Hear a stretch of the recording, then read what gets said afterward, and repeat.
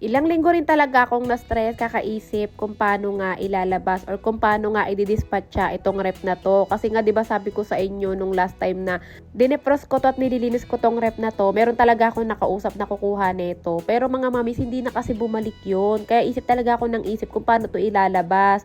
Eh nung araw na to, sakto na sa labas ako, tapos dumating yung truck ng basura. Bali, ang ginawa ko, una ko munang binabaay yung basura ko. Tapos nung lumapit na nga sa akin tong si kuya, tinanong ko siya kung kumukuha ba sila ng rep. Buti na nga lang mga mamis, pumayag si kuya or mabait tong sila kuya, kasi sabi nila pwede naman daw hanggat meron pang mapaglalagyan daw sa taas ng truck nila, pwede naman daw isakay yung rep. So dahil nga nung araw din na to, parang nagbibigay sila ng ampaw, parang namamasko sila. Kaya ayun, nagbigay na lang din ako kasi nga mabigat din yung rep kahit sabihin nyo may papakinabangan sila dyan para ibenta o ikalakal. Pinaburan pa din nila ako mga mamis, binuhat pa din nila yan. Dapat kasi talaga, hindi naman nila trabaho ang buhatin yan. Kaya naman nag-abot na lang din ako. Ayun, nag-thank you din naman ako kila kuya, lalong-lalo na kay kuya na napakalakas. Isipin nyo yun, nabuhat niya mag-isa yung rep. May kabigatan din yan mga mamis eh. So anyway mga mamis, finally nga natapos na rin yung isipin ko doon sa lumang rep na yun at malilinis ko na nga rin dito banda ko saan nakalagay yon. Plano ko talaga sanang lumabas at magtingin-tinginan ng rep, pero ang problema ko, napapansin nyo, itong voice over ko ngayon, yung boses ko dito ay hindi talaga okay kasi mga mamis,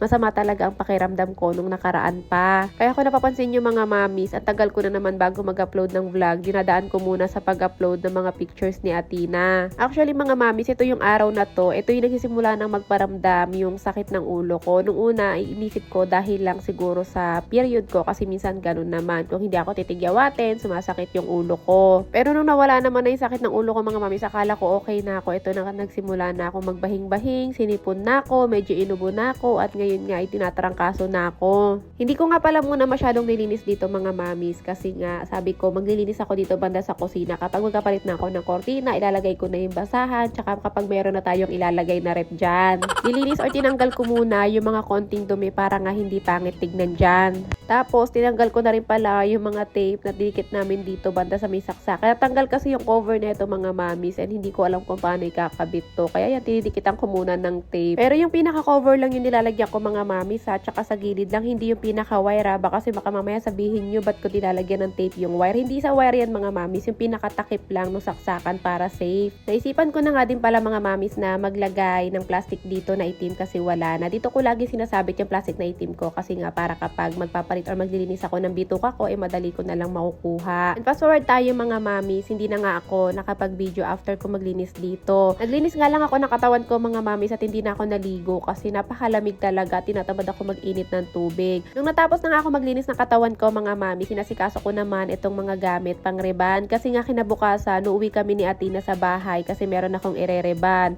O diba, masakit na lamang yung ulo ko, tumanggap pa ako ng trabaho. Ganto kasi talaga mga mamis, kapag nanay ka na tas alipin ka ng pera, bawal magkasakit kasi sayang yung kita.